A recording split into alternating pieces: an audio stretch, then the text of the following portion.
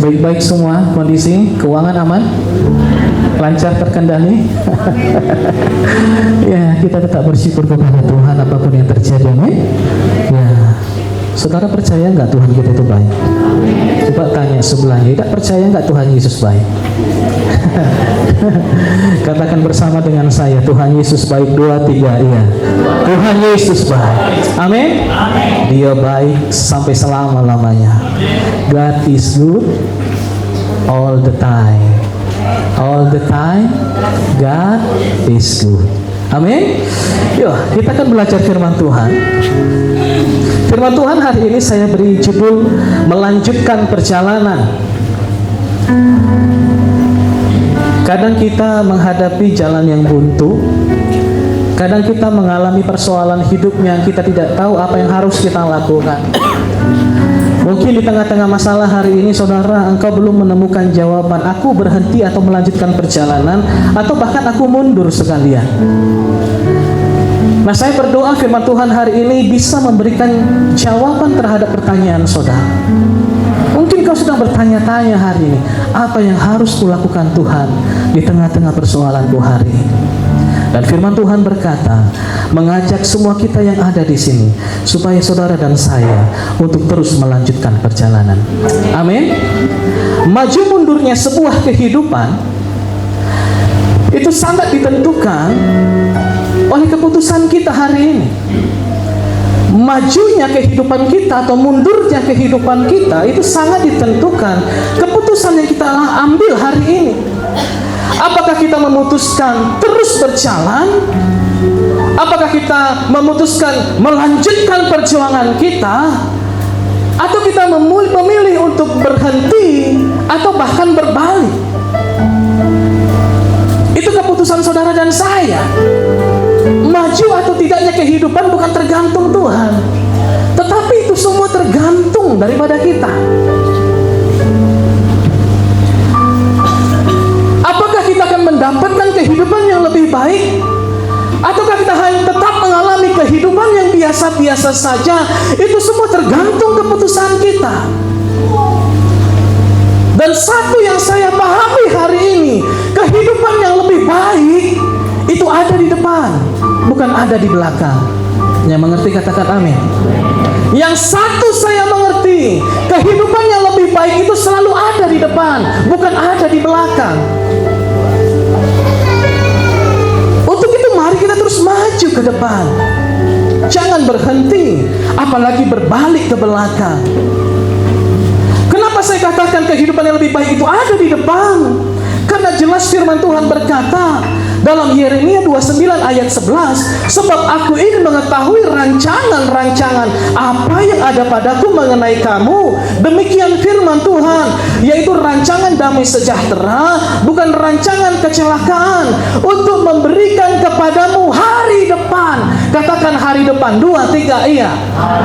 Hari depan Bapak Ibu, bukan hari yang lalu. Masa depan, bukan masa yang lalu. Sesuatu yang penuh harapan itu ada di masa depan. Maka saya katakan hari yang lebih baik itu ada di depan, bukan ada yang di belakang. Sebab Tuhan selalu merancangkan kehidupan yang lebih baik itu selalu di masa depan. Amin. Tuhan tidak pernah merancangkan kehidupan yang lebih baik itu seadanya di masa lalu. Amsal 23 ayat 18, apa kata firman Tuhan? 2, 3, iya. Karena masa depan sungguh ada dan harapan. Wah, yang salah ya tadi. Ayo kita baca 2, 3, iya. Karena masa depan sungguh ada dan masa depan itu ada, hari depan itu ada. Kadang kita yang nggak percaya, kita yang ragu, benarkah hari depanku cerah? Hari depan itu sungguh ada. Amin. Harapan kita tidak akan hilang. Siapa di sini yang harapannya mulai luntur? Ada? Mulai hilang harapannya, putus asa? Ada? Semua kita penuh harapan di sini? Wah, puji Tuhan. Saudara jemaatnya sungguh luar biasa. Jadi di dalam kehidupan kita, kita harus selalu bergerak, Bapak Ibu. Yang namanya pergerakan hanya ada 2, maju atau mundur. Berhenti itu bukan pergerakan. pilihan, kita mau maju atau kita mau mundur. Orang yang mau menggapai hari depan yang lebih baik, dia pasti memilih maju. Dia pasti memilih untuk tetap berharap. Tapi orang-orang yang kehilangan harapan, mereka selalu ingin kembali ke masa yang lalu.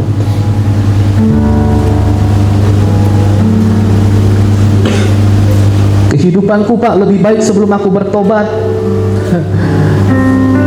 Ekonomiku lebih lancar, Pak, sebelum aku ikut Tuhan. Mana masa depan yang penuh harapan itu, Pak?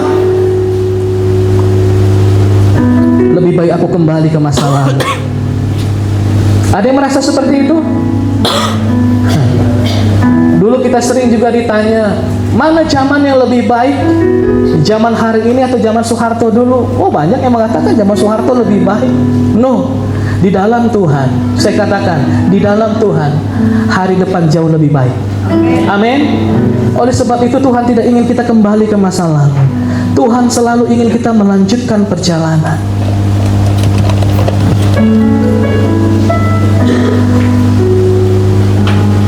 Kenapa orang mundur? Karena dia melihat ke belakang. Ketika dia melihat ke belakang, dia berjalan ke sana.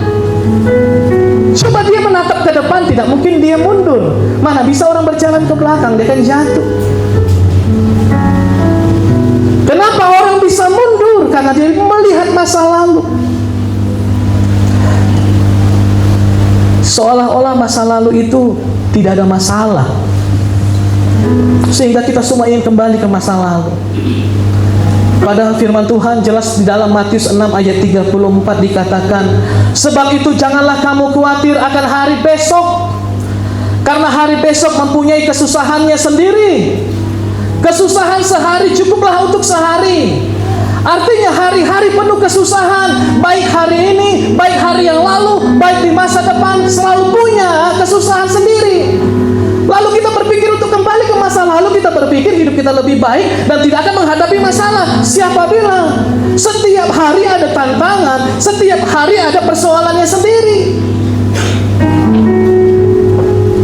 Jadi tidak ada gunanya kita memilih berhenti, tidak ada gunanya kita memilih kembali ke masa lalu. Baik kita berhenti di hari ini, di sini pun punya masalah. Baik kita kembali ke masa lalu pun ada masalah. Mau maju juga ada masalah. Lebih baik kita pilih maju kalau sama-sama punya masalah.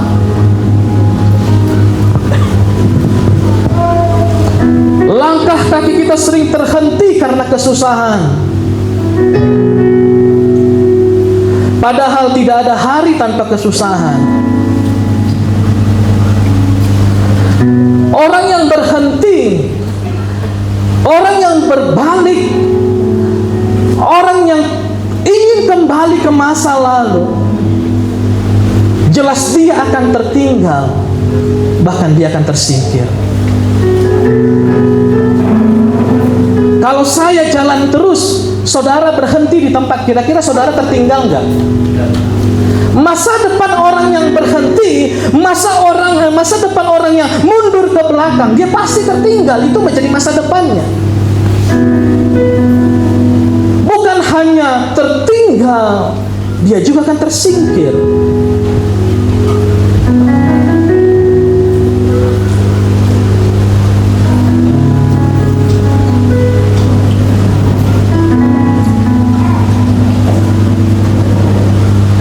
Kalau saja orang Israel, begitu mereka keluar dari tanah Mesir, mereka dibawa ke padang gurun oleh Tuhan karena kesusahan hidup di padang gurun. Lalu mereka menghentikan langkah mereka. Mereka tidak mau melanjutkan perjalanan mereka. Kira-kira mereka masuk Kanaan gak, Bapak Ibu? Saya percaya tidak. Masa depan orang yang tidak mau melanjutkan perjalanannya, dia akan selalu tertinggal. Dia akan tersingkir. Keluaran 13 ayat 17. Ini yang Tuhan takutkan dari diri kita. Mari kita baca ini. 2, 3, lihat. Setelah Fir'aun membiarkan bangsa itu pergi,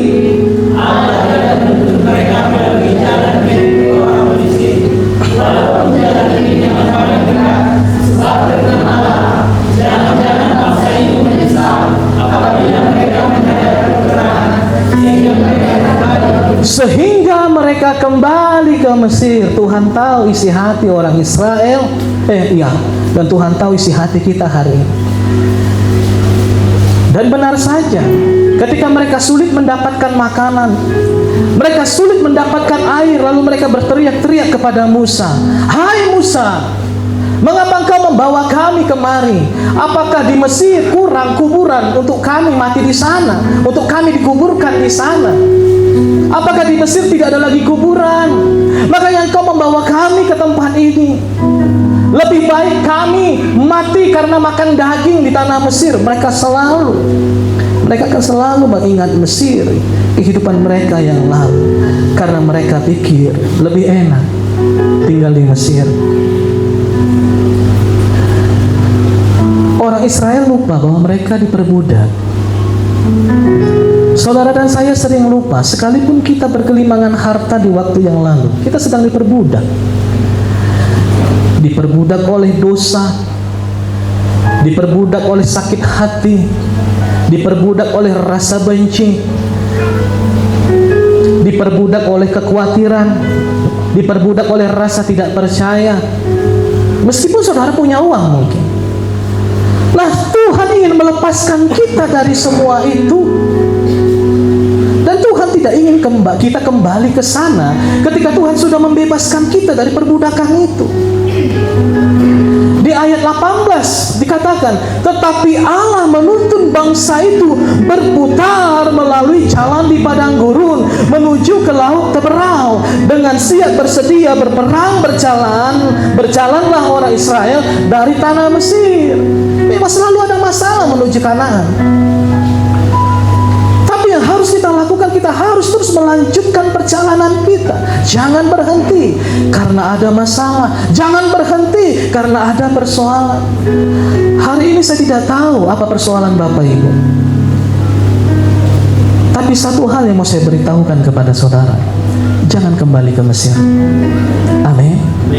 Itu isi hati Tuhan. Saya harus lepaskan itu hari ini. Ingatan akan masa lalu akan membuat kita berhenti melanjutkan perjalanan. Hati-hati dengan masa lalu kita, saudara. Lupakan masa lalu. Saudara mau tahu cara cepat melupakan masa lalu? Ada caranya. Atau saudara tergolong orang yang cepat melupakan masa lalu? Mau tahu caranya bagaimana supaya kita cepat melupakan masa lalu? Mau tahu? Caranya hanya satu, jangan ingat-ingat.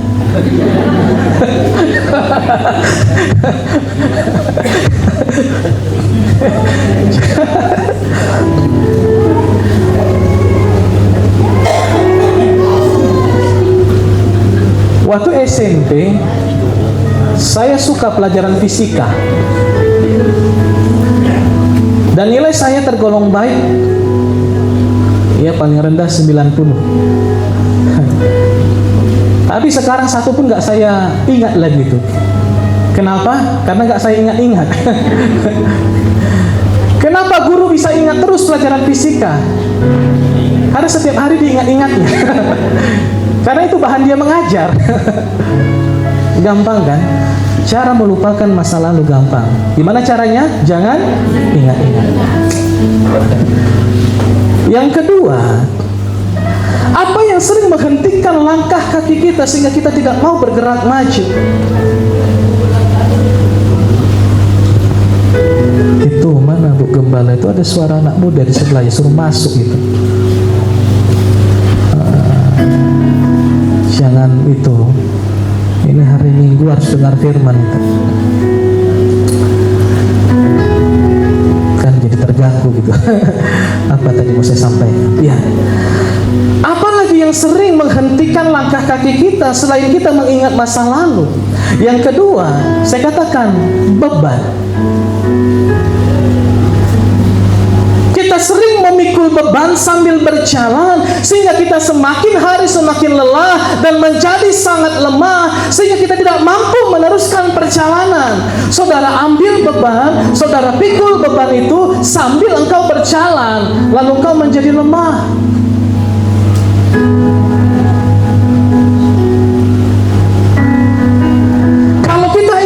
Melanjutkan perjalanan hidup kita karena kita tahu ada hari esok, karena kita tahu hari esok itu penuh harapan.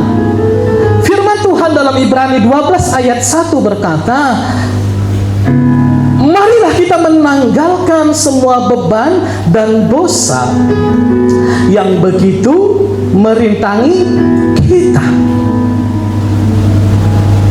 Saya tidak tahu beban hidup saudara apa hari ini. Mungkin ibu-ibu yang menjadi beban bagimu adalah suamimu. Mungkin bapak-bapak yang menjadi beban bagimu adalah istrimu. Mungkin orang tua yang menjadi beban bagimu hari ini adalah anak-anakmu. Mungkin keluarga demi keluarga yang menjadi beban bagimu hari ini adalah perekonomianmu. Mungkin bagi kita ada juga yang menjadi beban sakit penyakit yang tidak kunjung sembuh. Beban itulah yang merintangi perjalanan kita, sehingga kita enggan lagi untuk berjalan. Padahal kita harus mengejar hari esok.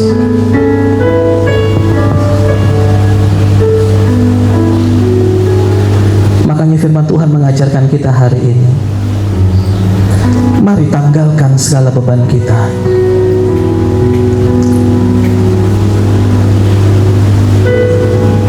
Kata menanggalkan itu ditulis dengan kata apotitemi. Kata apotitemi, menanggalkan, ini sebuah kalimat perintah, tanggalkan. Apotitemi juga artinya buang. Artinya juga letakkan, jangan dibawa-bawa. Bapak Ibu dikasihi Tuhan, mengapa begitu banyak rintangan ketika kita mau terus berjalan maju dalam kehidupan kita? Karena beban itu selalu kita bawa, selalu kita pikul. Masalah itu selalu kita bawa dalam pikiran kita. Sakit hati kita selalu kita bawa di dalam hati kita. Padahal Tuhan katakan, lepaskan, tanggalkan. Banyak orang tidak mau lagi datang ke gereja karena sakit hati. Sakit hati dengan gembalanya, sakit hati dengan pengerjanya. Tanggalkan.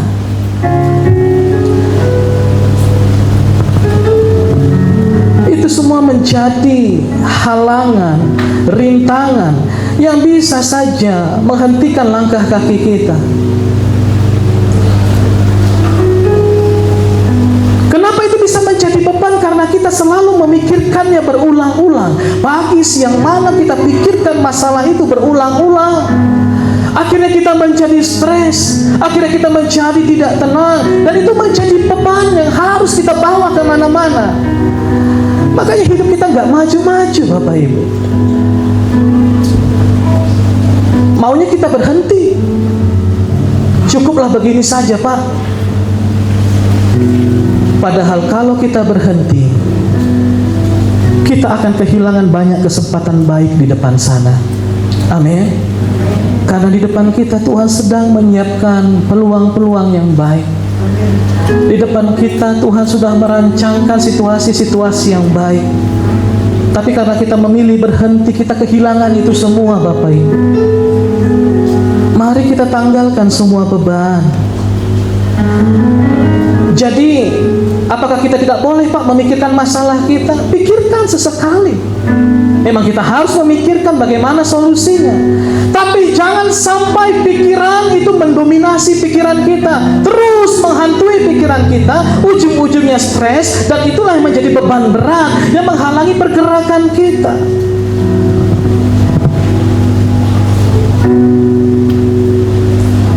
Kalau nggak kita pikirkan, Pak, bagaimana kita bisa menemukan jalan keluarnya? Kalau nggak kita pikirkan, Pak, bagaimana kita bisa menyelesaikan persoalan kita? Memangnya kalau kau pikirkan persoalan itu selesai? Toh juga tidak selesai. Kita pikirkan di tempat tidur sampai kita nggak bisa tidur, toh juga masalah itu nggak selesai kok. Kenapa kita memilih untuk memikirkan itu siang dan malam, sementara masalahnya tidak pernah pergi dari kita? Lebih baik kita tanggalkan semua beban itu.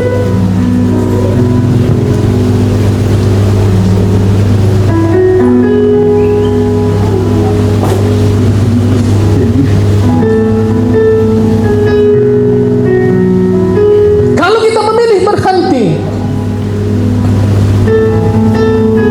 perhatikan ya Bapak Ibu, ketika kita punya masalah di tempat ini dan kita memilih berhenti di sini, tidak mau melanjutkan kehidupan kita, kira-kira masalahnya menjauh nggak dari kita? Bagaimana caranya supaya masalah ini menjauh dari kita? Kita harus pergi tinggalkan dia. Yang mengerti katakan amin. Kalau kita memilih tetap di situ, selamanya kita akan bersama dengan masalah itu. Jadi kita harus move on, kita harus maju bergerak supaya kita meninggalkan masalah itu. Makanya jangan heran kalau kita sepertinya muter-muter saja di situ. Kok sepertinya masalah ini nggak pernah pergi, karena engkau tidak memilih untuk maju, Bapak Ibu. Tapi kami merasa maju, Pak. Mungkin langkahmu dihalangi banyak rintangan. Apa yang merintangi, Pak? Perasaanmu, suamimu, istrimu, semua kau pikirkan sehingga beban berat itu memperlambat perjalananmu hingga kau tidak terlalu jauh dari masalah itu.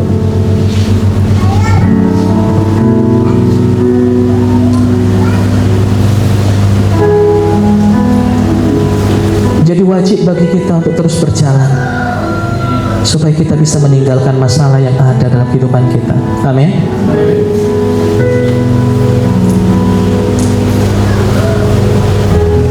Yang ketiga, apa yang menghambat perjalanan kita? Apa yang membuat kita tidak mampu, tidak kuat dalam melanjutkan perjalanan kita? Yang pertama masa lalu, yang kedua beban. Yang ketiga saya tuliskan di sini, karena roh kita tidak mendapatkan suplai kekuatan dari Tuhan. Ketika kita lemah, harusnya kita mendapatkan kekuatan baru, dan kekuatan yang baru itu datangnya dari Tuhan. Dan ketika kita tidak menerima kekuatan yang baru itu, kita akan menjadi tetap lemah dan kita tidak mampu lagi untuk meneruskan perjalanan kita. Dari mana kita bisa mendapatkan suplai yang baru dari Tuhan untuk mendapatkan kekuatan yang baru? Jangan berhenti berdoa, jangan berhenti membaca firman. Di saat engkau berdoa, engkau sedang terkoneksi dengan Tuhan. Di saat engkau membaca firman, engkau sedang terkoneksi dengan Tuhan. Di saat engkau menyembah, engkau sedang terkoneksi dengan Tuhan. Maka engkau akan menerima kekuatan yang baru dari Tuhan. Amin. Kalau kita hari ini lemah, kita butuhkan sesuatu yang segar, yang berasal dari sorga. Kita perlu terima dari sorga sesuatu yang baru, hikmat yang baru, kekuatan yang baru, pengertian yang baru. Semua itu harus kita ambil dari sorga. Masalahnya kita tidak terkoneksi dengan sorga. Bapak Ibu, saya percaya kita semua punya handphone. Betul?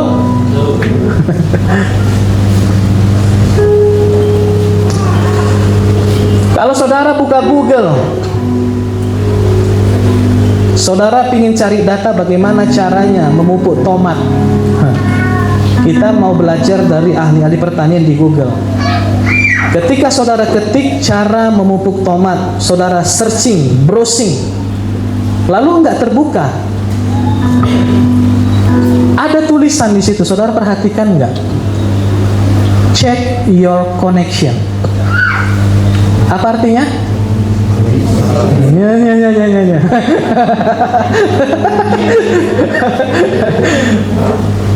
Periksa koneksimu. Terkoneksi enggak dengan internet? Kan begitu. Nah, kalau sinyal kita tidak terkoneksi dengan internet, contohnya habis pulsa, contoh. Habis pulsa. Tapi saya percaya di sini nggak pernah kekurangan pulsa, men. Handphonenya kelas tinggi semua. Ya, rata-rata saya tengok pakai iPhone semua. Check your connection. Saudaraku yang dikasihi Tuhan, kita nggak bisa mendownload apa-apa dari dunia ini, informasi dari berbagai dunia ini, ke dalam tangan kita kalau kita tidak terkoneksi ke internet. Saudara, percayalah, engkau tidak bisa membrowsing sesuatu dari sorga, hikmat dari sorga, kekuatan dari sorga, pengertian dari sorga, kalau engkau tidak punya koneksi ke sana. Amin. Wah, ini saudara ngerti nggak ya? Terlalu tinggi bahasanya, enggak kan? Saudara, kita harus punya punya sinyal yang terhubung dengan sorga, baru kita bisa download semua dari sorga. Amin. Makanya jangan heran kau tunggu-tunggu mana berkatnya, mana pertolongannya, mana pengertiannya, mana jawabannya, tidak kunjung datang karena kita tidak mempertahankan koneksi ke sorga. Pada akhirnya kita menjadi lemah, kita nggak tahu lagi harus berbuat apa, udah kita putus asa. Jangan berhenti berdoa. Ketika engkau berdoa, engkau sedang terkoneksi dengan Tuhan. Amin. Kau bisa ambil sesuatu dari Tuhan. Jangan berhenti baca firman, karena firman itu adalah Allah itu sendiri. Di saat kita merenungkan firman, mendengarkan firman, kita sedang terkoneksi dengan firman, kita sedang terkoneksi dengan Tuhan. Dan kita bisa download sesuatu dari Tuhan.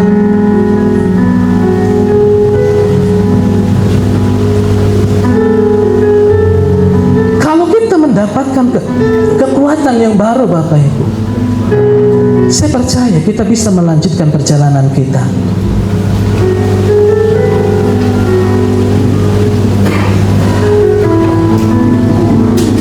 Marilah kita menanggalkan semua beban dan dosa yang begitu merintangi kita.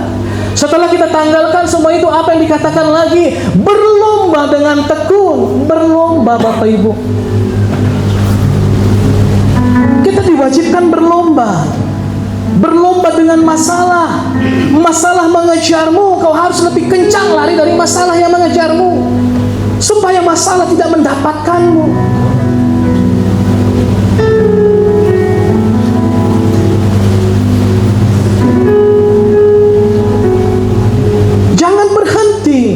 Masalah akan lebih mudah mendapatkan engkau.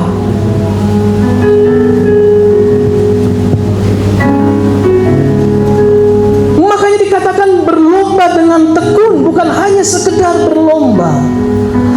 Kata berlomba ditulis dengan kata treko. Berlomba, treko itu artinya berlari secepat-cepatnya. Tanggalkan beban supaya engkau sanggup berlomba, sanggup berlari secepat-cepatnya untuk meninggalkan masalahmu. Yang kedua, untuk apa kita berlari secepat-cepatnya? Untuk mengejar ketertinggalan kita selama ini. Kita punya banyak impian, kita punya banyak harapan, tidak kunjung tercapai, aturannya sudah tercapai, lalu kita berlari sekencang-kencangnya untuk mengejar ketertinggalan itu. Itu treko, Bapak Ibu.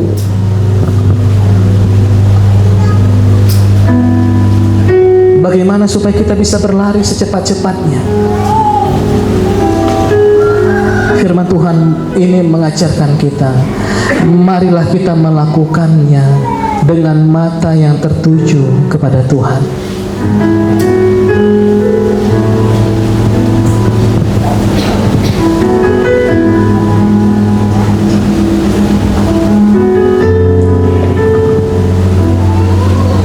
Fokus sama Tuhan. Jangan fokus sama masalah. Sadar atau tidak, saudara, ketika engkau fokus kepada masalah, terus engkau memikirkan masalahmu, kau menjadi lemah, tidak bergairah, kehilangan mood, kehilangan sukacita. Kenapa? Fokusnya kepada masalah. Setiap hari bahas masalah dengan suami, setiap hari bahas masalah dengan istri, terus dibahas. Ini melemahkan. Jangan fokus kepada masalah. Marilah kita melakukannya dengan mata yang tertuju kepada Tuhan. Fokus kepada Tuhan. Tahukah saudara, ketika Petrus berjalan di atas air, dia fokus kepada Tuhan Yesus. Dia tidak tenggelam, dia terus berjalan di atas masalah. Tapi ketika dia merasakan angin berhembus, Dia mulai memikir-mikirkan angin itu. Wah, makin kencang angin. Semakin kencang angin. Bagaimana ini? Apa yang terjadi? Dia tenggelam.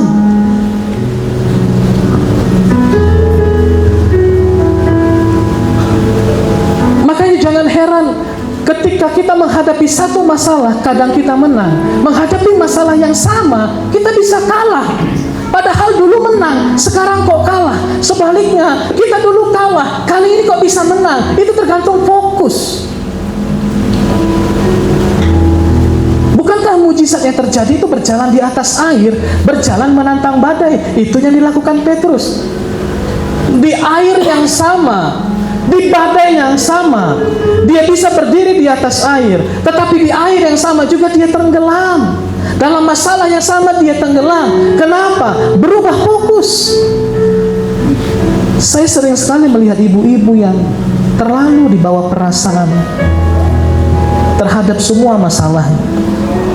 Masalah anak, suami, ekonomi, semua dipikirkan sampai dia nggak selera makan. Kita harus berubah. Kalau kita ingin menggapai sesuatu yang baik yang Tuhan sediakan di depan sana, kita harus maju. Bagaimana kita bisa maju kalau kita terus membawa beban di pikiran kita, di hati kita?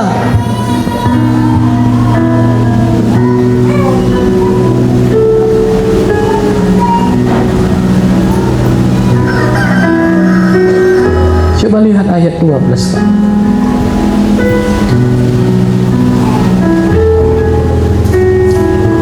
Belum sampai, atau ayat 2 ya. Coba ayat 2.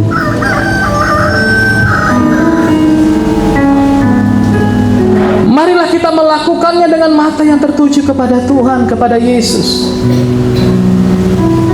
Kenapa orang yang fokusnya kepada Tuhan dia sanggup menghadapi masalahnya? Karena ketika melihat Tuhan, maka Tuhan akan memimpin kita di dalam iman. Mari bangkit, mari maju terus. Tuhan akan menguatkan iman kita. Maka yang tertuju kepada Tuhan, yang memimpin kita dalam iman.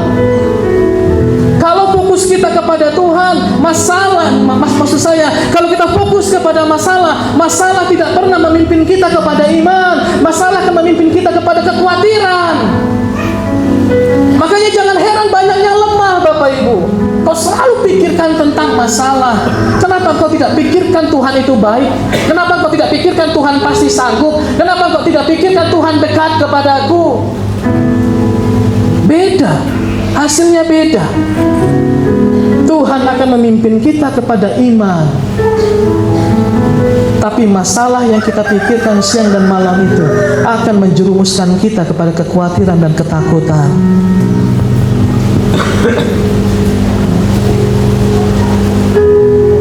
Dan yang membawa iman itu kepada kesempurnaan. Tuhan ingin kita sempurna. Tahukah saudara,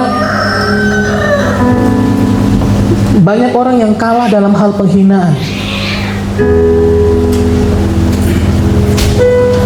Kalau kita sudah terhina, harga diri kita direndahkan, banyak yang kalah.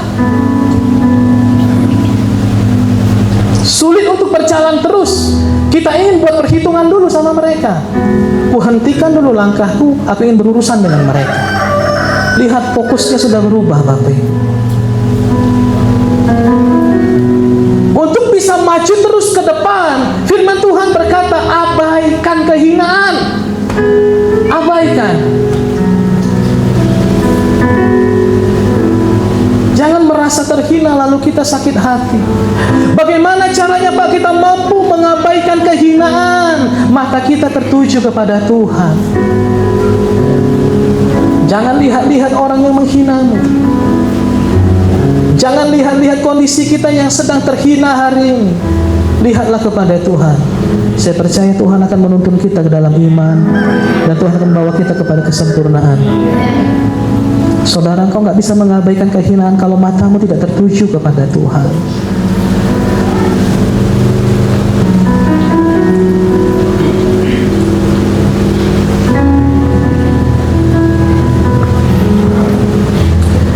Penderitaan yang kita alami hari ini, kehinaan Penghinaan yang kita alami hari ini bukan untuk kita resapi, kita nikmati, kita rasakan, no. Penderitaan itu ada, penghinaan itu ada untuk kita lalui, untuk kita tinggalkan, bukan untuk kita nikmati. Makanya di ayat 12 firman Tuhan berkata, sebab itu kuatkanlah tangan yang lemah dan lutut yang goyah. Lutut mulai goyah. Kalau lutut mulai goyah, gak ada lagi yang bisa menopang badan.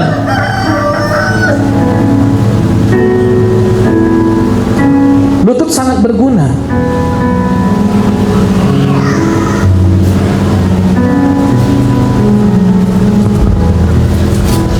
Bagaimana supaya lutut yang goyah menjadi kuat?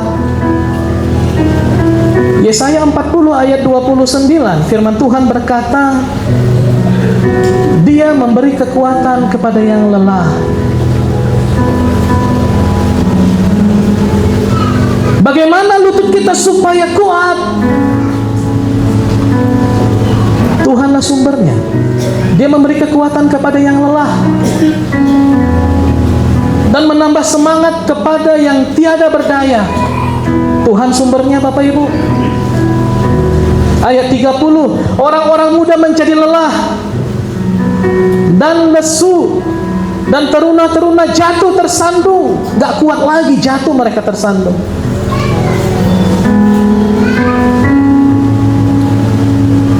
Maka ayat 31 dikatakan, tetapi orang-orang yang menanti-nantikan Tuhan mendapatkan kekuatan yang baru, sehingga lututnya tidak goyah lagi. Menurut saudara, menanti-nantikan Tuhan itu seperti apa, Bapak Ibu?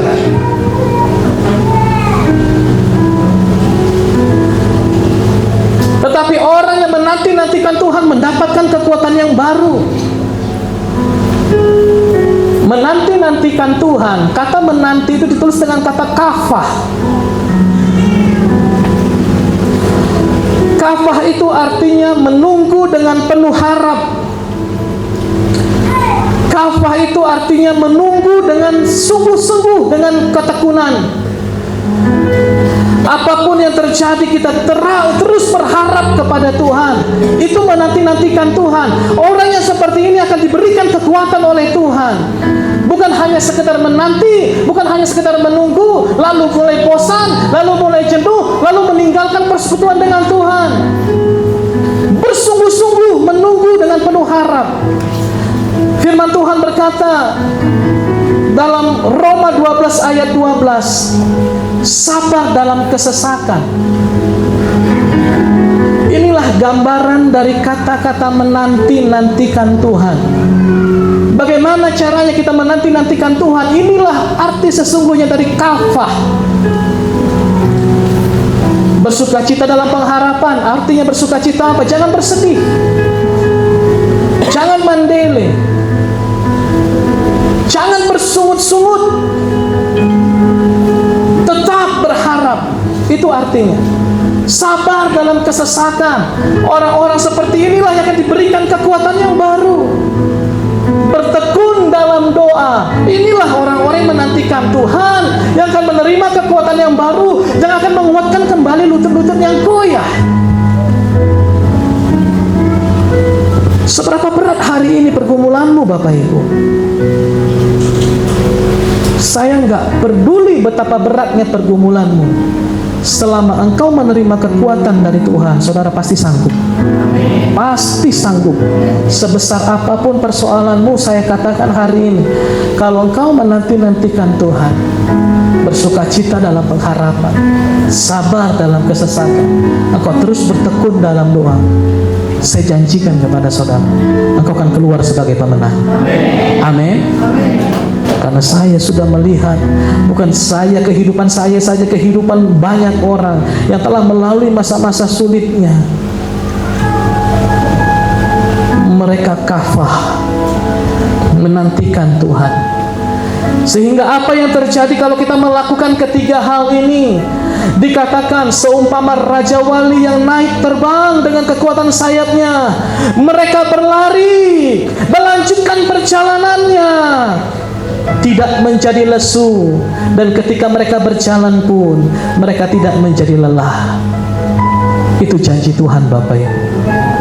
Kafahlah, Tuhan akan memberikanmu kekuatan. Jangan ingat-ingat masa lalu. Tanggalkan segala beban, terkoneksi dengan Tuhan.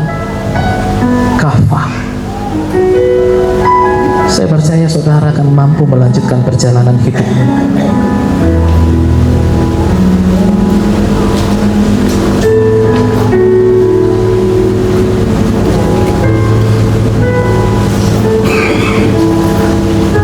Kalau kita melanjutkan perjalanan, maka yang terjadi adalah begini Bapak Ibu. Kalau kita berlari secepat-cepatnya, maka kenyataannya begini. Yang pertama, engkau akan meninggalkan masalahmu. Yang kedua, engkau semakin dekat dengan tujuanmu. Betul enggak? Ketika engkau berjalan maju, maka apa yang kau harapkan itu semakin dekat. Semakin dekat 1 langkah, semakin dekat 10 langkah, semakin kau berlari, semakin dekat dengan tujuan itu. Tapi kalau kau berhenti, maka penggenapan janji Tuhan, apa yang kau harapkan itu tetap jauh di sana. Oleh sebab itu, seberat apapun pergumulan kita hari ini, tetap melangkah maju. Itu akan membawa kita semakin dekat kepada tujuan. Meskipun selangkah demi selangkah, yang jelas tujuanmu sudah dekat.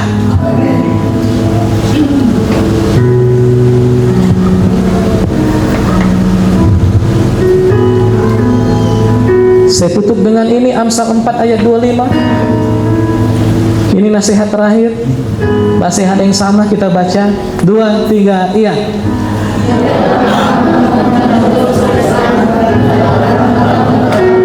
Amin.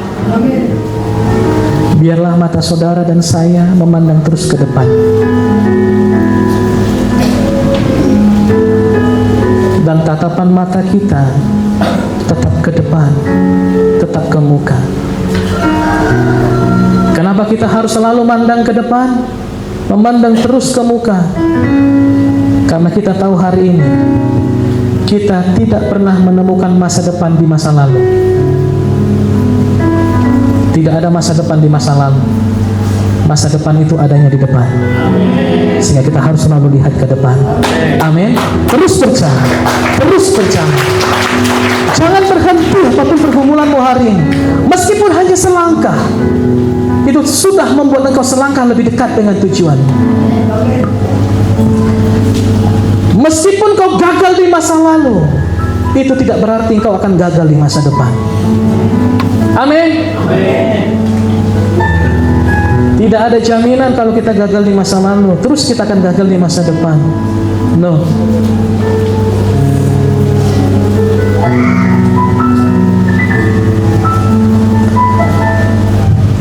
Saya minta kunci ya. Oleh sebab itu, hari ini saya mengajak kita semua, pertolongan Tuhan itu ada, pertolongan Tuhan itu nyata. Mari terus berharap kepada Tuhan, bersukacita dalam pengharapan, sabar dalam kesesatan, bertekunlah dalam doa. Saya percaya masa depan bukan gilang gemilang. Tuhan Yesus memberkati saudara. Kita bangkit berdiri. Ayo kita angkat pujian ini ke